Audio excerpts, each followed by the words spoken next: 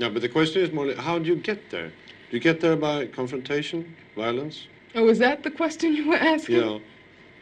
See, that's another thing. When you talk about a revolution, most people think violence, without realizing that the real content of any kind of revolutionary thrust lies in the principles and the goals that you're striving for, not in the way you reach them.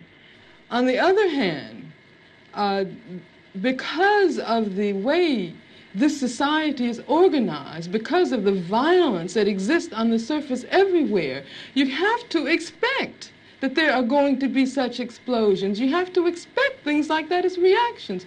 If you are a black person and live in the black community all your life and walk out on the street every day seeing white policemen surrounding you, when I was living in Los Angeles, for instance, long before the situation in LA ever occurred, I was constantly stopped. No, the police didn't know who I was, but I was a black woman, and I had a natural, and they, I suppose, thought that I might be a, quote, militant.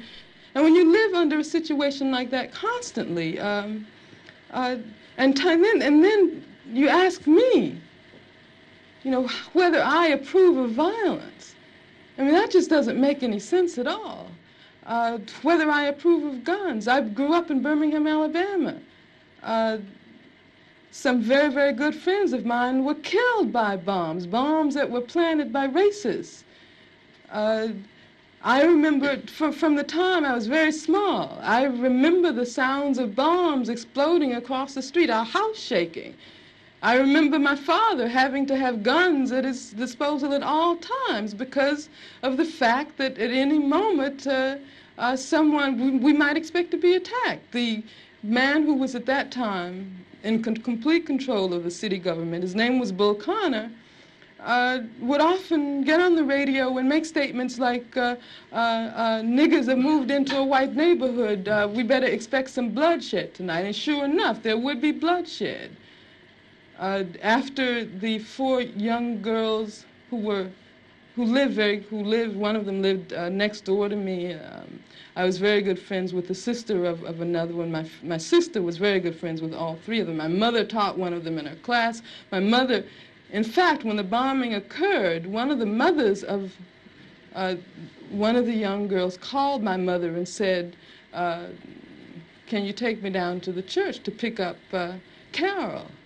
We heard about the bombing, and I don't have my car. And they went down, and what did they find? They found limbs and heads strewn all over the place. And then after that, in my neighborhood, all of the men organized themselves into an armed patrol. They had to take their guns and patrol our community every night because they did not want that to happen again.